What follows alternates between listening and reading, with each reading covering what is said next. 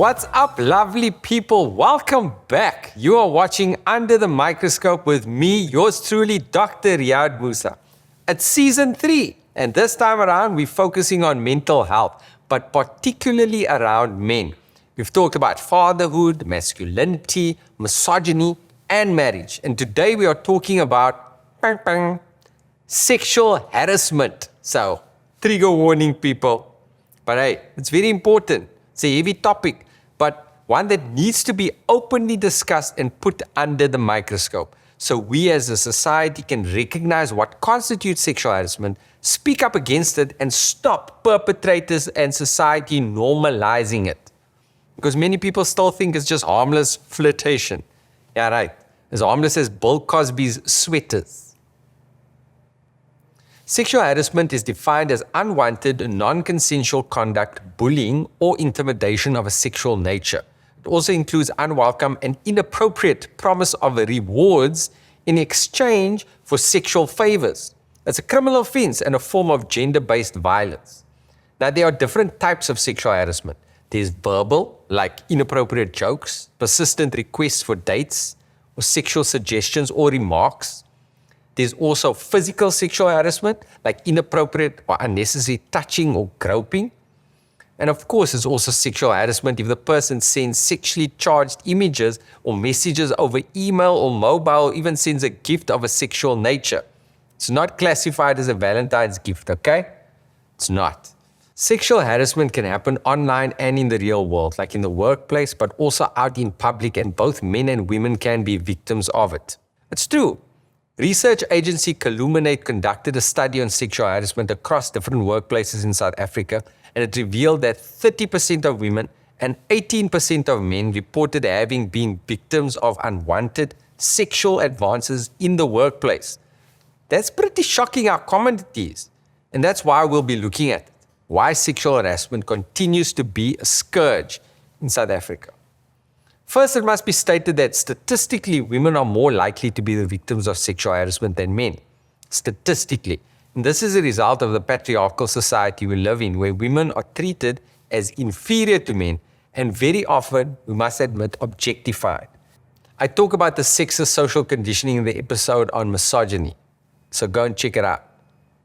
Needless to say, sexual harassment of women has been normalized by popular culture for so long, we often don't even realize when we're watching sexual harassment happening, right? Like, take Michael Jackson's 1987 music video. The way you make me feel, ow! Okay, that was bad. But anyways, have you seen that thing, bruh? It's clear that the woman Michael is pursuing is not interested in him. Yet he aggressively pursues her anyway, forcing her to go down a dark alley. And when he corners her, he does these 6 thrust moves and shouts, hee hee, ow! Shamona. What is he doing?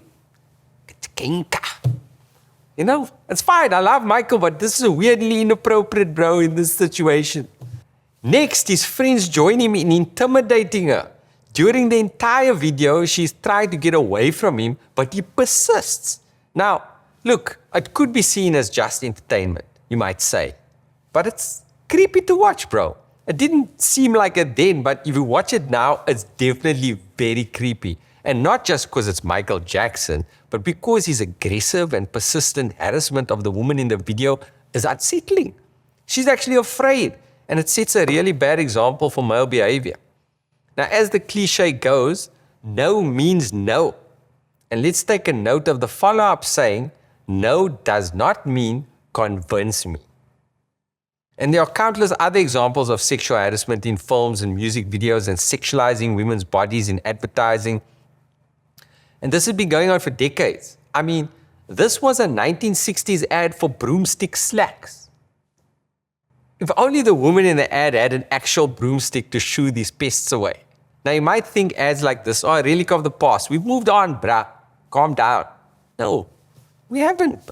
Some fashion brands still think it's okay to promote violence against women, and they'll carry on if we let them get away with it and accept it. The more we continue to ignore and enable sexually harassing behavior, it's like a virus. The perpetrator infects all the people around them, their friends, their work colleagues, and their children. And then they naturally learn from their parents the behavior and continue the cycle. And they all think this is normal. I mean, we all saw what happened to Donald Trump. When he came into power, he bragged about grabbing women by the folks. If you're famous, you can grab them by the you can do it, just grab them. They love it, they want it. They're great, he's a great friend of mine. And this emboldened misogynists and sexual harassers all over America. See, we can do it too. Trump said we can, let's do it. Yes, you can do it. Believe in it, just express yourself. Grab them by the folks. Grab them by the Daryl.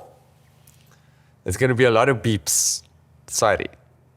Okay, well, guess what? 7 years later, Donald Trump has been indicted and is officially grabbing back. Go Stormy go. And it's become so commonplace that sexual harassment and cyberbullying, especially against girls and women, has been accelerated on online platforms. Hashtag sliding into the DMs.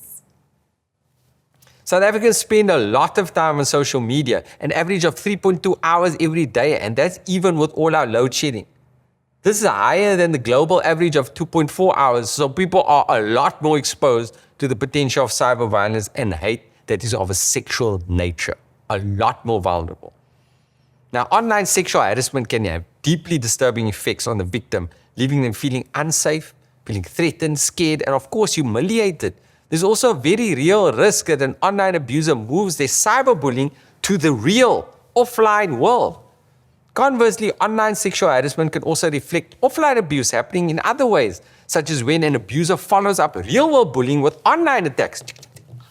Like, you not this, you and this, that, and everybody likes and shares and sends it. It's hectic, stressful. The nature of online abuse means that there's often a risk of re-victimization when content is reshared online, and completely removing the offending content from the online world can be extremely difficult to achieve. It's almost impossible. And because it is online, the methods of sexual harassment evolve rapidly, making it extremely challenging to build an effective response system, such as automated identification and removal, because the perpetrators sometimes hide behind fake profiles, and blocking them is only one way to stop them. Thankfully, victims have legal recourse, but it's not a straight, seamless line to justice. PowerSing Incorporated, a public interest law firm based in Johannesburg, has compiled a really comprehensive report on online sexual harassment. We leave a link to it below so you can read about it for more information on sexual harassment. Now, back in the offline world, there's a common problem of sexual harassment not being reported. If it happens in public, like on public transport or at a bar or a club, the victim often can't go to the police without the perpetrator's identity. And screaming for help or shouting at the perp to stop might put the victim in danger. And if he or she does report it, there's always a fear of victim blaming and victim shaming.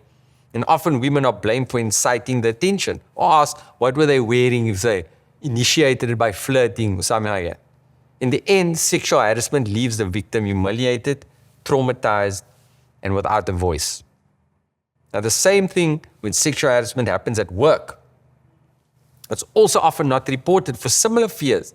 And if the perpetrator is in a senior position or is the boss, there's a fear of losing your job by reporting it. There's still much to be done by corporates to protect their employees from sexual harassment, a lot. Now, the same Culminate study showed that 51% of workplaces do not have a clear sexual harassment policy in place, and only 37% of organizations have a clear process to report sexual harassment and how to deal with it effectively that is fair to both parties concerned. It's clear that corporates need to do a lot more to educate in the workplace on what constitutes sexual harassment and the procedures to follow to lay a complaint. This will not only give victims some justice, but also implementing a zero-tolerance policy. There will be fewer victims in the future. The ultimate responsibility, however, to curb sexual harassment lies with all of us as a society. It's ultimately us as a society that's going to change this. Children must be encouraged by parents, teachers, families, and the community to treat each other with respect and kindness, regardless of gender, race, or culture. And us adults need to keep each other in check. I mean, don't support films, TV shows, and music artists that promote sexual harassment and gender inequality.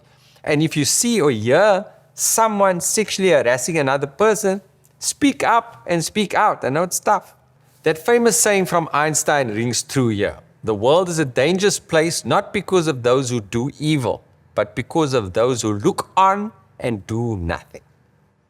Now, as we head into an age where AI is taking over and more of our functions are being obsolete, we need to remind ourselves that it is our humanity, our ability for compassion and empathy that will ultimately save us. If you need help, advice, or support in any of the issues we're discussing in the series, it doesn't matter whether you're a man or a woman who identifies neither, there is help at hand. Please click on the link in the comments below. And as usual, thank you so much for watching and sharing. See you all soon. Until next time, I am Dr. Riyad Musa signing out for Under the Microscope.